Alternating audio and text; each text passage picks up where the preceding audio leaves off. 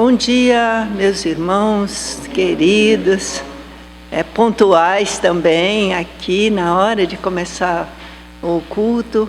Eu percebi a presença da irmã Edeci e fiquei pensando, como teria começado o culto àquela hora se a Edeci não estivesse aqui e o pastor Edson com a esposa aqui dentro, né? Que a gente estava lá fora, preocupados, agradecidos a Deus pela vida do irmão Crispim e da irmã Marta.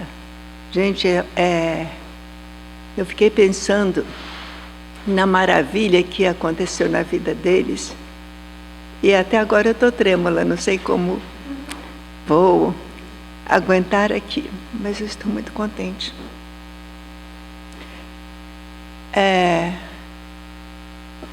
Se existe uma leitura que sempre me fascinou, foi as cartas de Paulo a Timóteo.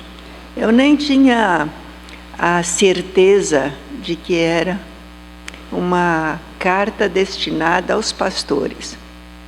E nem eu nunca me senti pastora.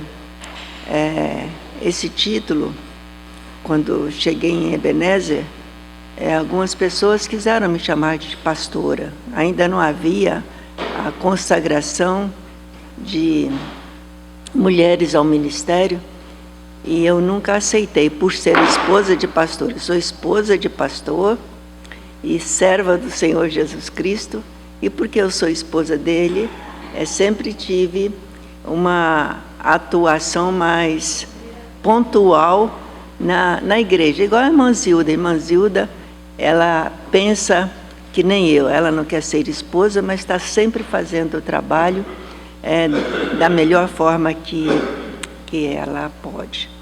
Então vamos lembrar que 1 Timóteo, 1 e 2 Timóteo e Tito são cartas direcionadas especificamente a pastores. Mas também aqui na nossa igreja nós já aprendemos que pastor é um status, é um nome, é um título, como doutor, como mestre, como pessoa que tem uma tarefa específica, um status dele, que deve ser respeitado, que deve ser honrado. Mas o pastoreio é para todos nós, servos de Jesus Cristo. Temos que ter o cuidado com o nosso irmão ao lado, com a obra do Senhor, porque nós somos servos. E uma coisa que a gente aprendeu também já aqui, é que o servo está sempre olhando para o seu Senhor, esperando a ordem que vai receber para o serviço, né? O servo não pode virar as costas para o Senhor, porque senão ele não entende. E quem vai perdendo a audição sabe que para a gente entender a fala do outro, precisa estar olhando para o outro para saber que ele está falando com a gente. Lá em casa agora está acontecendo esse problema, né? A gente está na sala de jantar, mas não escuta quem está falando na cozinha. Então, de vez em quando, a gente tem que dar uma volta para escutar o que o outro está falando. Isso aí me lembra exatamente a figura do servo com o Senhor. É estar de frente. Então, essa carta que foi escrita aos ministros, aos pastores daquela época, também ela é direcionada a nós. Não podemos deixá-la de lado. O local que a carta foi escrita é diferente do local da primeira carta.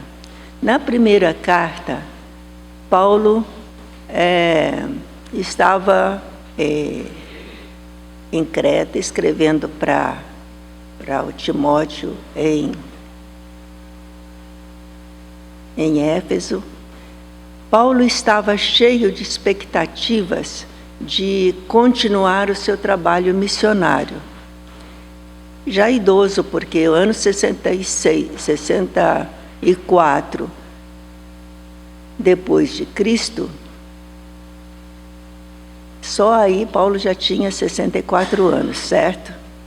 Contando que, na época em que Cristo morreu, ele já era chefe, já era fariseu, já pertencia ao Sinédrio, já era homem importante, executor das leis judaicas. Então ele devia ter pelo menos 35 anos. Somando 35 com mais 64, dá quase 90 anos. Mas ele ainda estava cheio de vigor para ensinar e para continuar a sua viagem. O projeto de viagem dele era chegar à Espanha. Mas lá em Creta houve aquele acidente que termina o livro de Atos, quando ele foi perseguido pelos fariseus, pelos judeus, e ele então recorreu, quando ia ser aplicado a mensagem de que ele ia ser açoitado, senão não pode. Alguém chegou e falou assim, não, ele não pode ser açoitado, ele é um cidadão romano. Aí ele procurou aquela deixa e apelou para ser julgado em Roma, tá? E lá se foi Paulo. Eu acho que a partir daí, a vida de Paulo se tornou tão sofrida, que Lucas decidiu parar o livro, interrompeu o seu livro. A gente sabe que o Ato dos Apóstolos continuou, mas Lucas passou a dedicar mais tempo a Paulo, lá em Roma, na prisão, do que ele fazia quando viajava. Então, Paulo era uma pessoa idosa, com problema nas vistas, porque na estrada de Damasco, o que aconteceu? Ele ficou praticamente cego, foi conduzido, Deus operou um milagre na vida dele, ele passou a ver, mas quem tem problema nas vistas sabe que fica sempre com deficiência, né? E Lucas resolveu dedicar-se ao cuidado de Paulo. Isso aí é muito importante, porque a pessoa idosa, quando vai perdendo seus privilégios de poder de decisão, poder de contato com as pessoas, complica. E quem pode ajudar, deve ajudar como uma tarefa especial. Eu acho que Lucas entendeu que deveria cuidar de Paulo, porque era uma pessoa carente, tá? Aí ele escreve, então, a primeira carta, de forma muito enfática para Paulo, para Timóteo, para os pastores que lessem aquela carta, no cuidado com as heresias, no cuidado do comportamento entre os irmãos. Ele enfatiza como os velhos devem ser respeitados, como os jovens devem tratar as suas colegas como irmãs, todo aquele agrupamento de doutrinas que eram muito importantes para o convívio social na igreja, tá? Aos ricos ele fala, mas a preocupação de Paulo era muito grande com as igrejas que ele tinha deixado na Ásia, lá na Grécia, e ele novamente vai enfatizar a importância desse cuidado para ser continuado. Eu escrevi aqui num pedacinho aqui, ele estava cheio do espírito missionário, e ao mesmo tempo preocupado com as igrejas que estavam brotando. Naquela época, irmãos, havia o costume das pessoas conversarem umas com as outras e contar as histórias, as novidades. E a novidade da morte de Cristo, da ressurreição de Cristo, estava se espalhando, e as pessoas que tinham conhecimento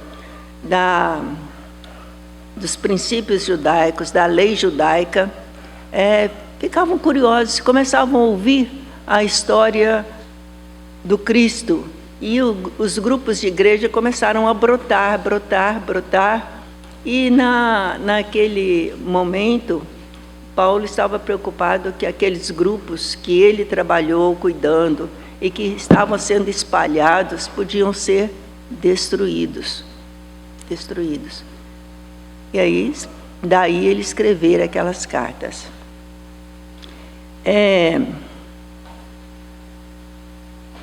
Ele chama a atenção, logo na sua primeira introdução, ele chama da importância ao fato de que a mensagem que Timóteo deveria passar realmente era digna de toda aceitação.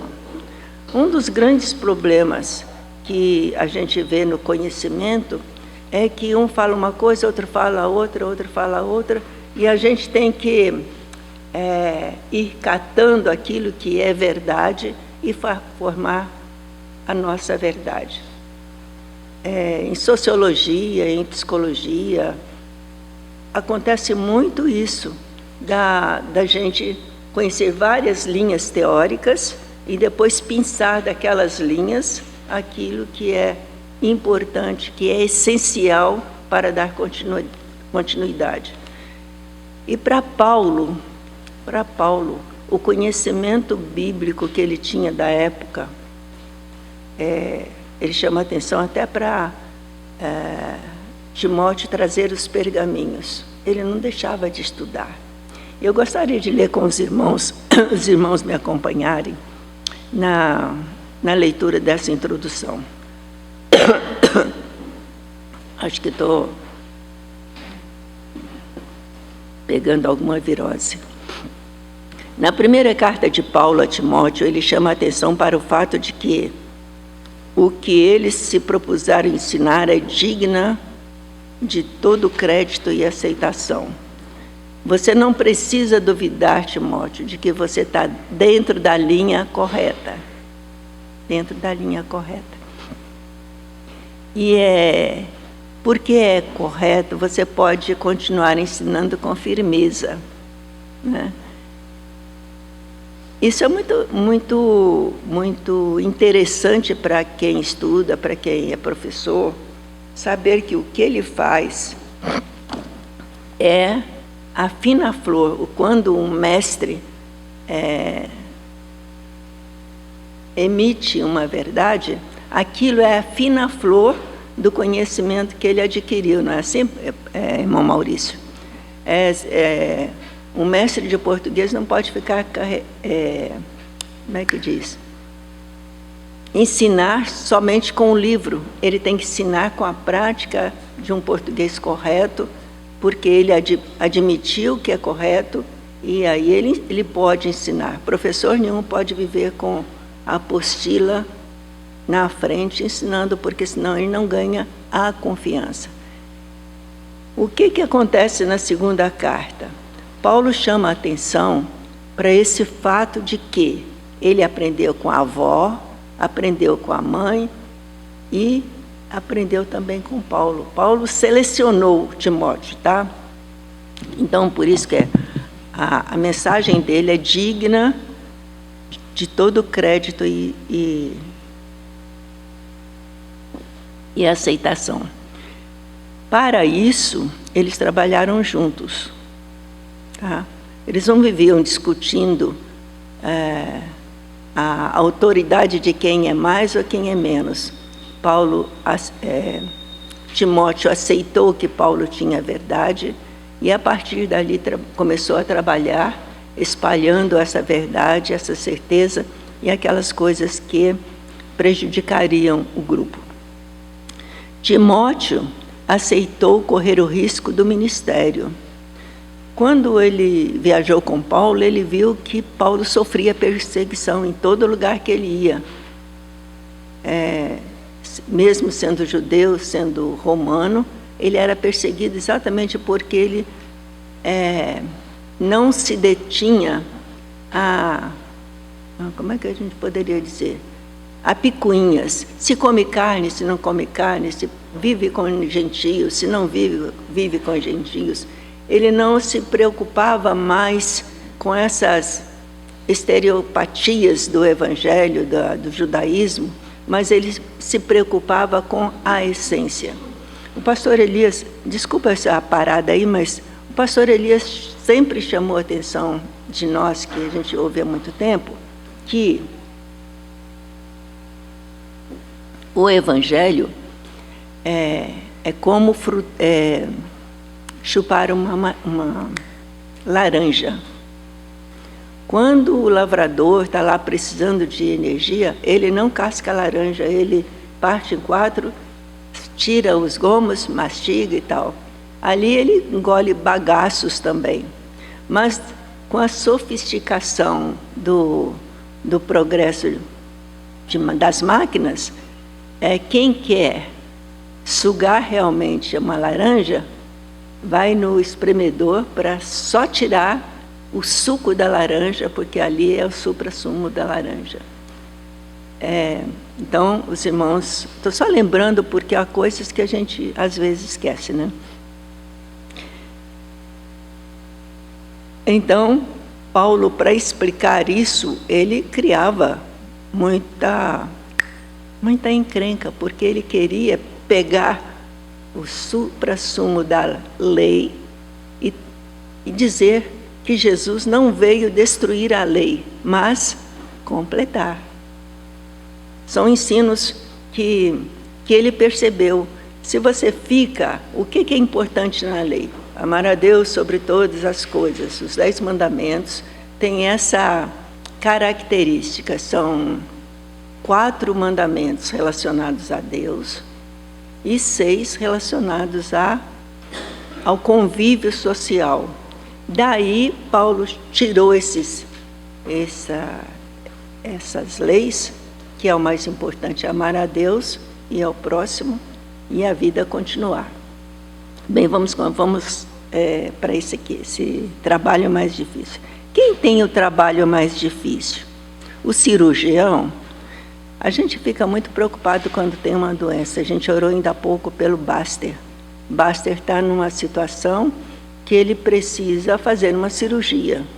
Mas, para fazer essa cirurgia, precisa combater as infecções, precisa ter peso para suportar a cirurgia, o perigo da cirurgia. Ele precisa ter os recursos todos na preparação do enfermo, se terá sangue para socorrer numa emergência. O cirurgião, ele faz um trabalho muito importante, mas se antes dele toda uma equipe de preparo, de exames e tudo mais, ele não pode fazer o trabalho que ele tem, que é a cirurgia. E toda vez que a gente ouve, você precisa fazer uma cirurgia, o medo fica no coração, porque uma cirurgia pode trazer vida ou pode trazer morte, né? A pessoa, às vezes, só na anestesia, ela morre. Então, o trabalho do cirurgião é importantíssimo, importantíssimo. Mas é o mais difícil? Não, ele só pode fazer se houver preparação. O trapezista, que arrisca a vida em cada salto. Gente, para ser qualquer coisa no atletismo, ele gasta muitas horas se preparando. Aquilo ali é a vida dele, né? E corre risco, ele sabe que corre risco. Estava vendo como é que chama? O vídeo de como o Lucas está saltando na piscina. mas qualquer coisa inadequada ali, ele pode bater no fundo da piscina e boiar. E a gente fica com medo. E para ele ser atleta olímpico, ele já chegou à conclusão que ele não tem todas as horas para ficar treinando o suficiente para ser um atleta olímpico. Então, quem é trapezista, quem é atleta, corre risco de vida em cada ação dele. Ou do controlador de tráfego aéreo, que determina a segurança de milhares de passageiros. O mundo se tornou pequeno por causa das grandes possibilidades de voos, né? E a gente entra no avião, não sabe o serviço que a equipe de controle da aviação fazem para a gente ficar lá no ar e não sofrer um acidente terrível. Então, eu acho que uma pessoa que trabalha no tráfego aéreo, ela tem muitíssima responsabilidade. Há várias profissões que poderiam ser consideradas como as mais difíceis. Mas, se Paulo vivesse hoje, o mais provável é que ele respondesse essa pergunta dizendo: não há dúvida, o trabalho do pastor é o mais difícil. A maioria dos profissionais se especializam numa só área. O pastor tem que dominar diversas habilidades. Olha só o que ele tem que fazer e muito mais, tá?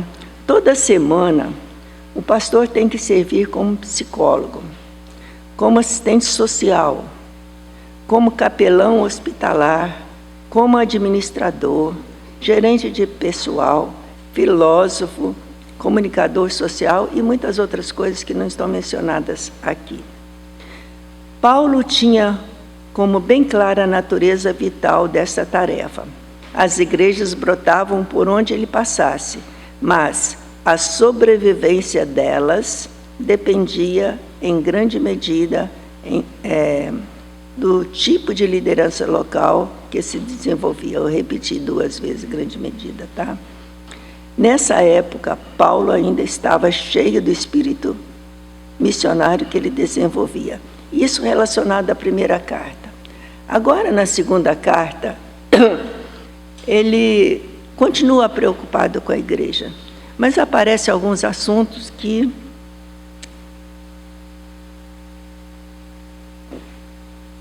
a gente compreende melhor depois que vive certas coisas, tá? Então, o propósito de Paulo ao escrever a segunda carta a Timóteo é, primeiro, de ordem pessoal. Como é que ele fala? E me chamou muita atenção quando ele soube que Timóteo vivia chorando porque Paulo, o grande líder, estava preso. Aí ele fala assim: eu sei das tuas lágrimas derramadas pela preocupação comigo. Vocês encontraram na leitura essa frase?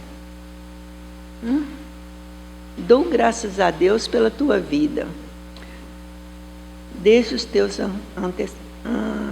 antepassados. Sirvo com a consciência limpa, porque sem cessar lembro de você nas minhas orações noite e dia. Lembro das suas lágrimas e estou ansioso por ver você. Então, o relacionamento entre irmãos que se amam, a gente sofre pelo sofrimento do outro, não é verdade? Hoje eu fiquei vendo a Martinha e o Crispim lá embaixo. Ao ver aquela situação que eles enfrentaram esta semana, que nós só sabemos por cima ainda, tem muitas consequências daquele acidente, a gente já ficou tremendo, já ficou chorando do sofrimento que que eles sofreram. Paulo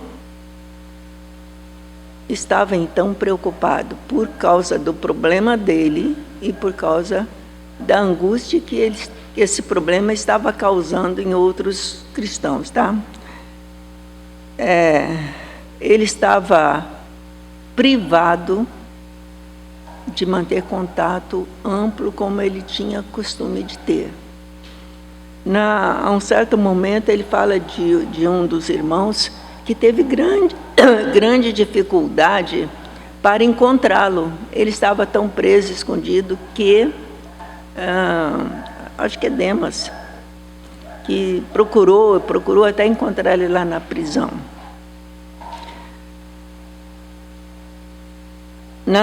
A gente pode ler 1:15, vamos ver, 1:15 diz assim: você já deve estar ciente de que todos os da província me abandonaram.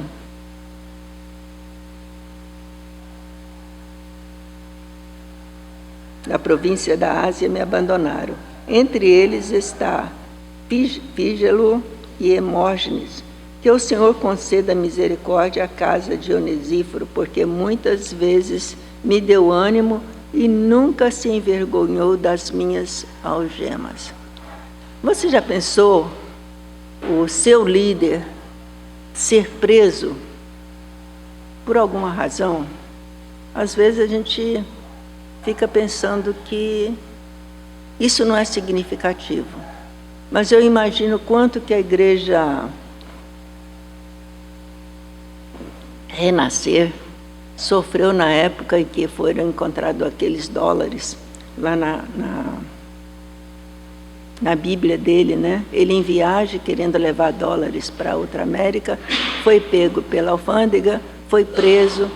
Imagine só a vergonha daqueles crentes daquela época, dizer, meu líder foi preso na alfândega, cometendo um delito.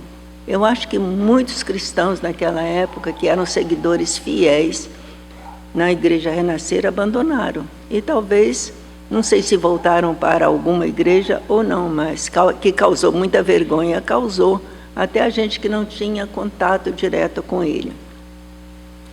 No verso 4:10, vamos ver aqui, ele fala assim: somente, 4:10, porque Demas, tendo amado o presente século, me abandonou e se foi para Tessalônica. Crescente foi para a Galácia, Tito foi para a Dalmácia, somente Lucas está comigo. Encontre Marcos, traga-o junto com você, pois me é útil para o ministério. Paulo não se considerou isento de continuar a sua tarefa como pastor, como servo de Deus, tá? E é para a gente refletir também se a gente pode abandonar aquela carreira que está proposta para nós, né?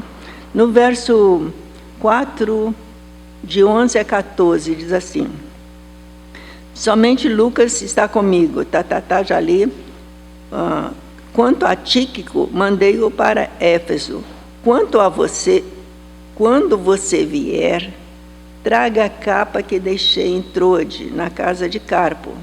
Traga também os livros e pergaminhos. Alexandre, o ferreiro, ou latoeiro em outras traduções, me causou muitos males. O Senhor dará a retribuição de acordo com o que ele fez. Paulo não era tolo, ele via os relacionamentos que valiam a pena, que permaneceram, e aqueles outros que o abandonaram, mas nem por isso ele deixou de continuar pensando na obra. Sentia-se só, com frio, sem ter o que ler e como escrever. Precisava ter assistência do filho na fé e de Marcos, prejudicado por Alexandre, o latoeiro, e demais que não o defenderam no primeiro julgamento. Quer dizer, Paulo tinha passado pelo primeiro julgamento, o julgamento era em função da pregação dele, e na hora H, ninguém foi lá defendê-lo. Todo mundo se afastou, por causa da distância, para até chegar a Roma, por motivos pessoais diversos, porque a gente sempre tem uma desculpa para dar quando a gente não faz alguma coisa que devia fazer, né? Me desculpa, eu estava com a minha voz sem voz, né? A Irene falou, e todos nós sabemos que eu estou com a virose, eu estava com a dor de barriga, uma disenteria muito grande, não podia sair de casa. Eu sei que ninguém foi defender Paulo na época da primeira prisão. Aí ele vai passar pela segunda. Nesse período entre o primeiro julgamento e o segundo julgamento, ele ficou preso. A carta a Timóteo foi a última carta que ele escreveu da prisão, tá? Os autores aí dizem. O segundo motivo da carta, sua preocupação com o bem-estar da igreja. Onde houvesse um cristão ou um grupo de crentes reunidos em adoração sincera ao Senhor. Vamos ler 1,14. Diz assim: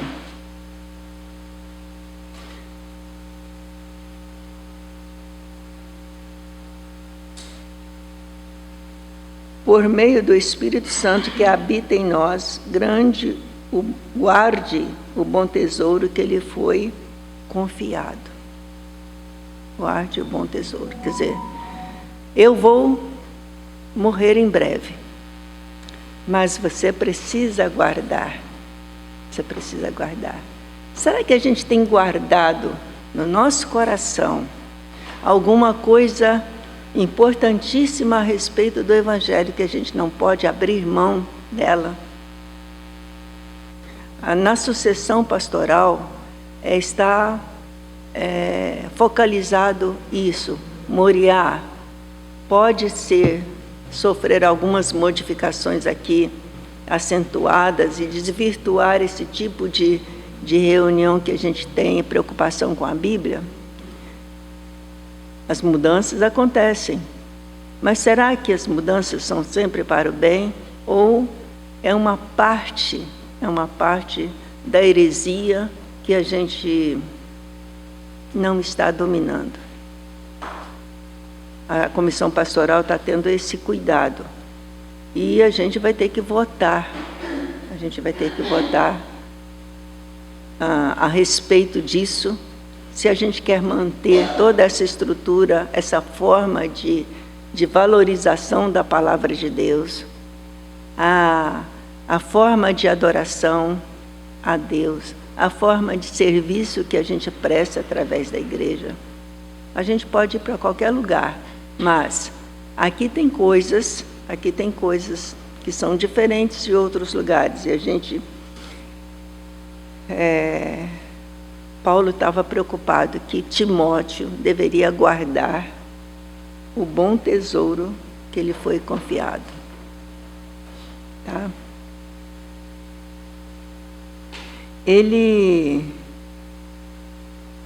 O 3,14 também diz mais ou menos a mesma coisa.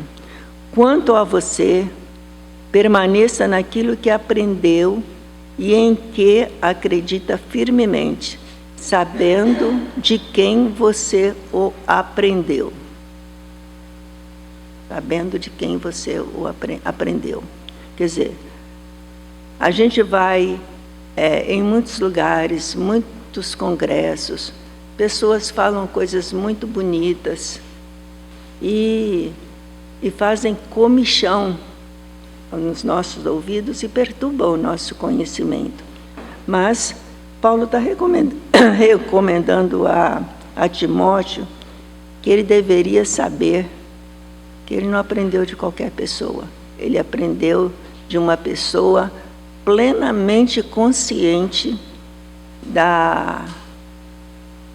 da importância de se crer em Jesus Cristo como o Salvador, porque morreu na cruz, e que realmente Ele era o Filho da promessa para modificar todo o mundo. E no 4:2, ele chama a atenção também. Vamos ver lá. Que pregues a palavra, insta, quer seja oportuno, quer não corrija, repreenda, exorte, com toda a paciência e doutrina. A gente que começa a ouvir o STF,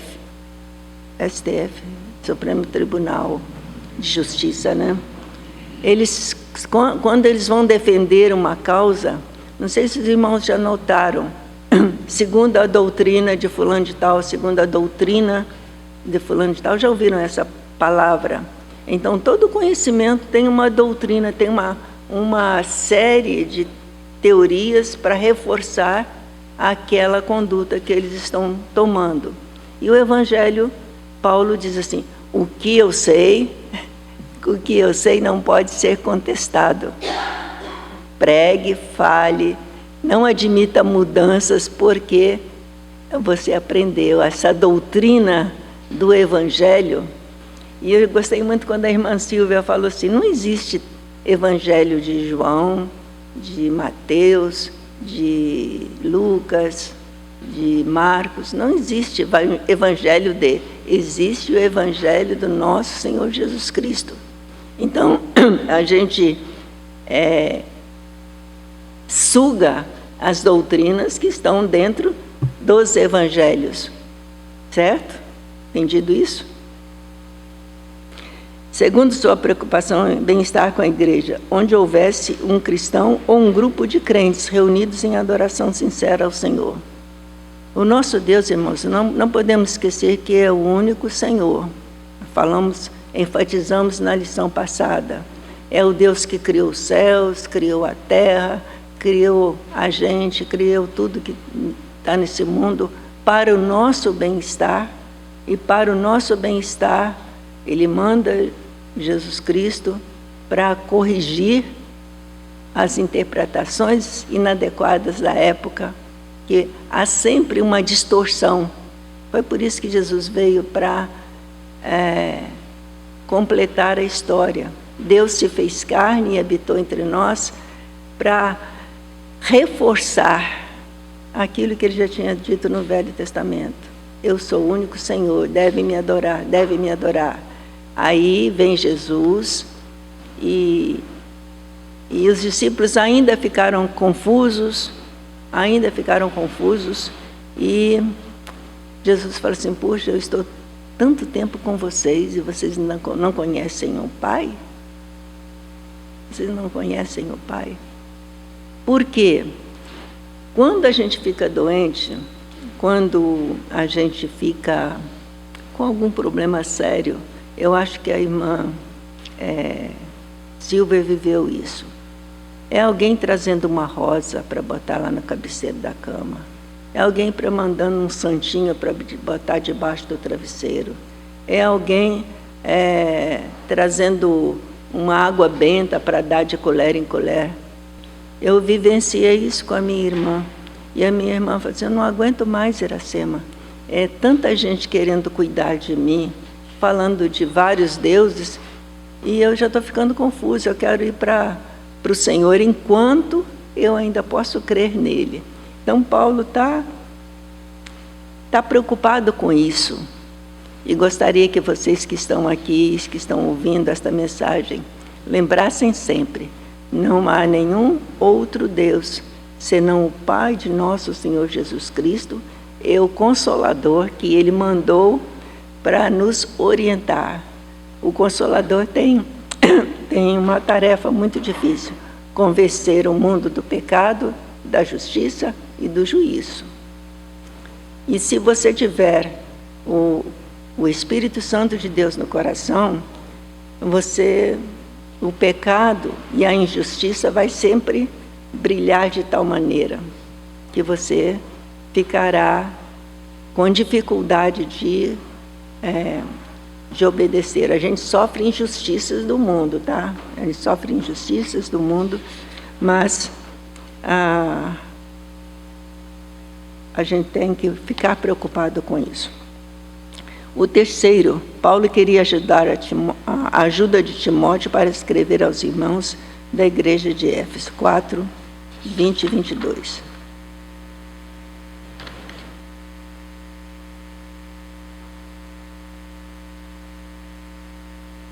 Dê saudações. Erasto ficou em Corinto quanto a Trófimo, deixei o doente em Mileto. Faça o possível para vir antes do inverno. Já pensou, você está numa prisão, num calabouço, isolado e ainda com frio? Paulo, na sua viagem, esqueceu a capa dele, ou deixou de propósito, porque capa, eu acho que é um peso, às vezes, a gente carregar uma capa, né? Na hora que está com frio, a gente gosta da capa, mas depois carregar a capa é um problema.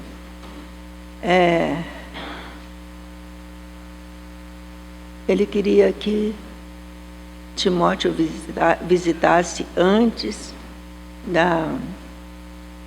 do inverno.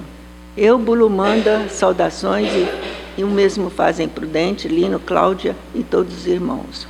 Aí se despede no verso 22. O Senhor seja com o seu espírito, a graça com vocês. A graça esteja com vocês. Há umas recomendações aqui que eu não focalizei, mas na hora que estava conversando,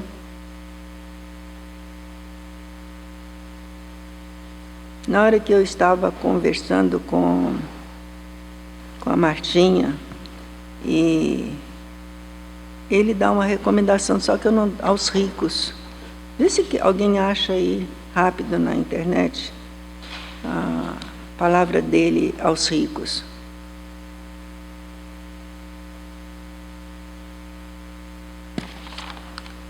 Alguém encontrou?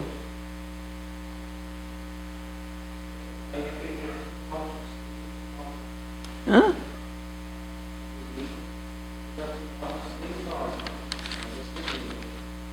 Ah, sim, tá aqui, está marcado no meu, eu estava procurando no segundo.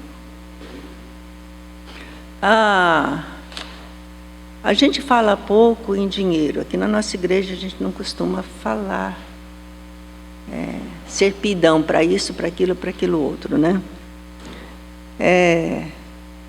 Ele exorta, ele fala assim: Timóteo, eu vou embora, mantenha-se sereno, tranquilo, continua combatendo o que você aprendeu, porque eu combati o bom combate e guardei a fé. Eu estou pronto para ir para o Senhor. Essa consciência é importantíssima que a gente tenha, e essa consciência vai nos valer muito na hora da morte. Na hora da morte, isso aqui é fundamental. Por quê? Estudos provam que a pessoa que não conhece a Deus, que viveu só pensando que a vida era aqui, morre tranquilamente. Para eles, quando a gente vê uma pessoa não valorizando a vida que tem, os motoqueiros principalmente, a pessoa que sai do seu carro para agredir o outro que cometeu uma falta, são pessoas que não têm consciência do valor da própria vida. Tem um revólver e acha que pode tirar a vida do outro a qualquer custo. Assim como o outro também pode ter um revólver, metralhadora, e metralhar ele, está correndo risco, quer dizer, não valoriza a vida. Paulo, então, recomenda, voltando a 1 Timóteo, que nós aprendemos,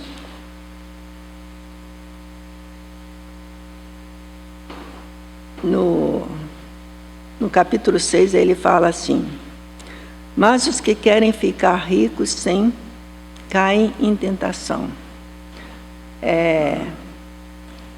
A primeira vez que eu ouvi falar que riqueza era um problema foi nos anos 60, quando houve a crise do petróleo no Brasil.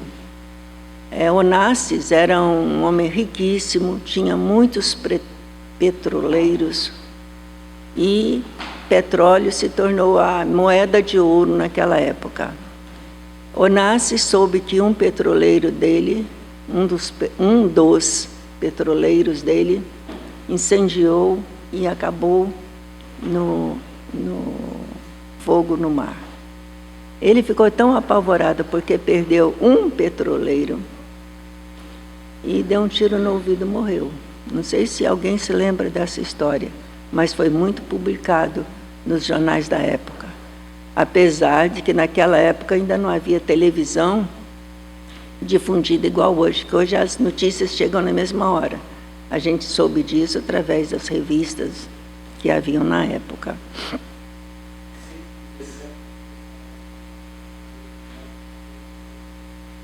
Aí ele fala assim, vamos recordar o 9 primeiro. Mas os que querem ficar ricos caem em tentação, em armadilhas e em muitos desejos insensatos, nocivos, que levam as pessoas a se afundar na ruína e na perdição. Gente,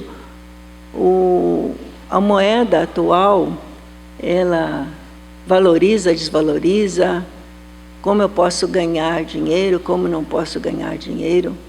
E a gente vê os grandes youtubers, né? Os homens que vivem lançando programas nas redes sociais e ficam ricos assim de uma hora para outra, porque quem vê que vai ganhar um carro não pensa duas vezes para comprar o bilhete. O celular da gente é tão vulnerável que de vez em quando caem mensagens lá para a gente entrar em grupos de jogos. E eu achei muito interessante a irmã Genailda, uma senhora que foi aqui à frente. Eu entrei em contato com aquela família por causa da filha, né, que tinha problemas de pânico. E ela falou assim, eu fico muito irritada com a minha filha que vive no celular. E eu cheguei para ela e falei, olha, você está perdendo seu tempo. As pessoas que mandam mensagem para você, que você está pesquisando, elas estão ganhando. Cada clique que você dá é ponto para eles. Então, eles ficam ricos porque tem gente que vê celular e ficam clicando, achando que é importante e mandando mensagens. E quem manda as mensagens mais extravagantes ganham cada vez mais dinheiro. E quando ela falou isso para mim, eu fiquei pensando, né? Eu disse, puxa, como a senhora semi-analfabeta chegou a essa conclusão? Semana passada, a Irene me chamou a atenção. Mãe, quando você vê uma mensagem, e que a mensagem diz assim, mande para todas as pessoas, você tem que avaliar o grau de veracidade dessa mensagem, porque é assim que se espalha as fakes, que você manda, clica, o outro que recebeu gosta da mensagem, clica para outro, e quem emitiu a mensagem é que ganha o dinheiro, e a gente perdeu tempo de fazer alguma coisa interessante. Houve um problema aqui nas eleições, nas gestões passadas de governo, que derrotou muitos funcionários públicos. Por quê? O funcionário público, acreditando que podia melhorar o seu rendimento na aposentadoria, ficaram pagando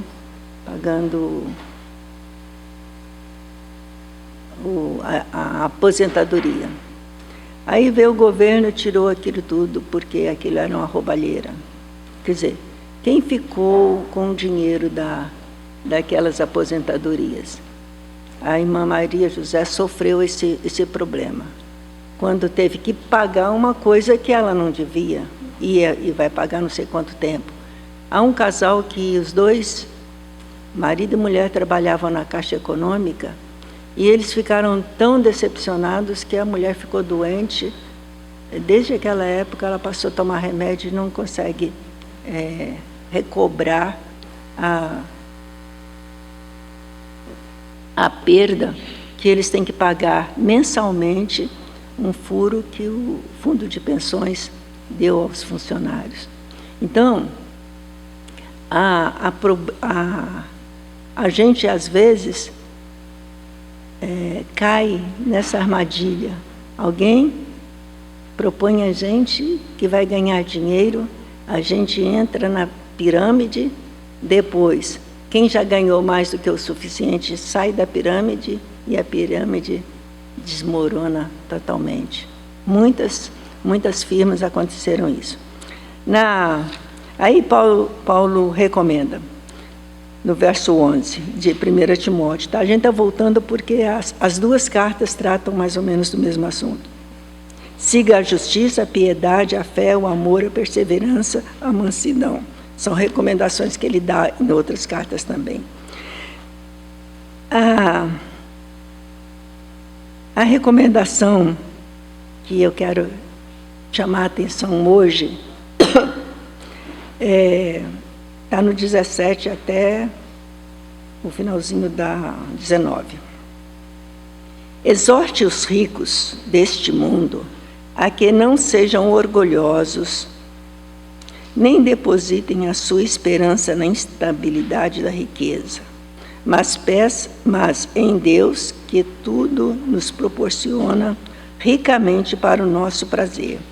Que eles façam o bem, sejam ricos em boas obras, generosos em dar e prontos a repartir, ajuntando para si mesmos um tesouro que é sólido fundamento para o futuro, a fim de tomarem posse a verdadeira vida. Gente, esse texto eu não pensei, está pensado na minha Bíblia, mas quando eu olhei para o relógio, eu percebi que eu tinha que parar 1 Timóteo. Mas essa é uma recomendação para todos nós. Os ricos deste mundo, a que não sejam orgulhosos, nem depositem sua esperança na instabilidade da riqueza. Às vezes a gente trabalha conseguindo bens. Vem o ladrão e rouba. Mata na rua, mata em casa. Japoneses teve uma época nesse bairro aqui, moravam muitos japoneses, e alguns morreram porque tinha riqueza em casa. Ladrão entrou para pegar os dólares que os japoneses ganhavam lá e mandavam para cá. Guardavam, não era tanto dólar, mas alguém soube que na casa tinha dólar, entrou lá e matou os dois velhinhos que tinham reservado aquilo. Que eles façam o bem, sejam ricos em boas obras, generosos em dar e prontos a repartir, ajuntando para si mesmos um tesouro que é sólido fundamento para o futuro, a fim de tomarem posse da verdadeira vida. Paulo está falando que tem um outro texto, irmão, que fala que a gente vai morrer e tudo fica aqui. Tudo que a gente adquire vai ficar aqui. E nós temos o bem mais precioso, que é a vida eterna. Bem mais precioso. Eu fiquei pensando muito no problema da Martinha. Ela disse que por 8 minutos, marcado no relógio através das câmeras, ela e o irmão Crispim foram salvos daquele incêndio que a gente sabe. 8 minutos. Ela fechou a garagem, subiu. Quem foi lá na casa dela sabe que entrar. A casa fica à parte, a gente sobe uma escadinha, passa pelo jardim e entra na casa dela. Ela fez esse trajeto, chegou dentro de casa, acho que ainda nem tinha cumprimentado o Crispim, aí começa a gritaria lá, que o fogo havia atingido a sua garagem e perdeu tudo, todo o carro. Aquele carro era muito importante, mas quando nós chegamos aqui, estava a Solange, estava a B e a Irene lá na cozinha, e eles dois já prontos para o culto. Eu fiquei pensando, mas ela mora tão longe, como ela conseguiu chegar aqui tão cedo? E o Crispim falou assim, para que a gente tem ônibus? Para que a gente tem ônibus? A vida é a coisa mais preciosa. Eu tinha um sonho quando menina. Quando eu lia os livros, aqueles livros sem figuras, sem nada, leitura só em preto e branco, as fotografias era tudo em preto e branco.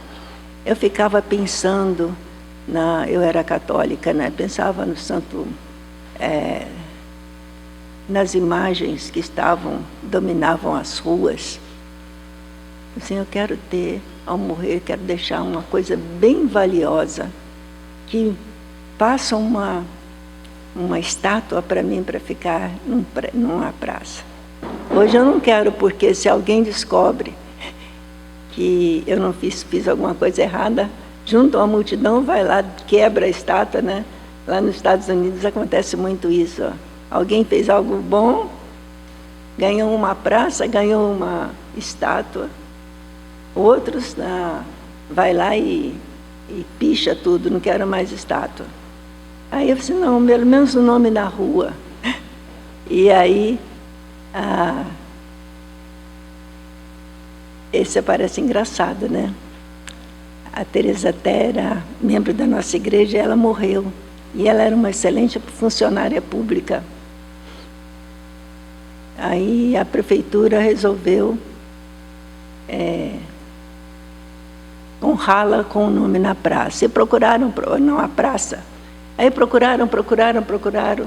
Só tinha uma rua, aí na Zona Leste, era a Rua das Trepadeiras. E a filha dela falou assim, imagine só, se minha mãe lá do céu visse esse nome. A Rua das Trepadeiras virou Rua Teresa Terra. Né? Então a honra foi gozação para a filha dela. E Jesus diz assim, não junteis tesouro onde a traça e a ferrugem consomem, mas juntai tesouros no céu. Paulo, quando a gente avalia a escritura que ele fez, está sempre coerente com o ensino dos judeus e o ensino do Evangelho. Sempre coerente, a gente não encontra discordância. Você se sentiu desanimado em viver a vida cristã ligada à igreja de Cristo? Tudo bem. Ou quais as vantagens que você encontra sendo um bom mordomo da sua vida cristã? Mordomo é cuidado, tá? E aí a gente vai encerrar o nosso estudo, mas é uma palavrinha para a igreja. Nós temos um projeto. Nós temos um projeto de atendimento social. Tínhamos uma reserva para manter esse projeto. Quem vê televisão, vê toda hora pedidos da Unicef, pedidos da Médicos Sem Fronteira, com pedido simples, R$30 por mês, né? R$1 por dia. Eu gostaria de trazer esse pedido para o nosso projeto. Não precisa ser muito. Eu não quero não acho que a gente precise de R$30 por mês. Mas quando os irmãos colocarem lá no dízimo, coloque uma oferta destinada ao projeto. Nós damos lanche para uma média de 80 a 100, 110 pessoas que lancham aqui toda semana. Aquele lanche é muito importante. A gente poderia fazer simplesmente o que o irmão Márcio fazia aqui. Junta as crianças, ore com eles, manda embora. Mas a gente sabe que a fome está aumentando cada dia. E aquele lanchinho para as crianças é muito importante. Na última semana, quem veio aqui verificou que tinha um pai que trouxe as crianças, as crianças entraram aqui para dentro. O pai ficou sentado ali fora esperando o projeto terminar. Alguém, não sei quem foi, se foi o pastor Edson ou outra pessoa que viu, trouxe o pai cá para dentro na hora do lanche. Aí a gente ficou sabendo, ele tem 5 filhos, tinha uma menina que está internada no Hospital Tatuapé, precisando, as crianças maltratadas. A gente soube que eles estavam precisando de roupa. A gente soube que... E o pai, na hora do lanche, poucas pessoas ouviram, mas ele incentivando as crianças, os filhinhos a comerem, falou assim: comam tudo, porque em casa não tem janta. Não sei quem foi que ouviu essa frase. 2 pessoas ouviram, foram testemunhas. Irmãos, eu acho que é um trabalho importantíssimo, esse trabalho. E se a gente pode dar um lanche, o cachorro-quente, quanto está custando agora, irmã? Quem come cachorro-quente ou um sanduíche na rua? Quem come? Ninguém?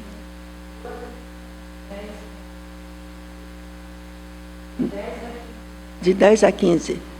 Há muito tempo que eu não vou no McDonald's, que eu ia quando o André era pequeno, eu não sei mais quanto custa. Mas coloque no seu coração, se Deus tocar, que é importante manter esse trabalho, traga uma oferta no nosso envelope. Eu não vou ficar falando, talvez a igreja decida votar uma verba especial, mas a reserva que nós tínhamos está acabando e nós precisamos. Há uma senhora que vem aqui receber atendimento e ela faz questão de comunicar-se com a B, perguntando o que é importante ela trazer na terça-feira que ela vem. Já trouxe várias coisas e às vezes a gente pede uma coisa e ela traz o dobro, né? Se uma pessoa que não é crente, que não sabe o valor de uma criança pobre, olha, vem aqui e sabe do que a gente realiza, ajuda, por que nós vamos ficar sem ajudar?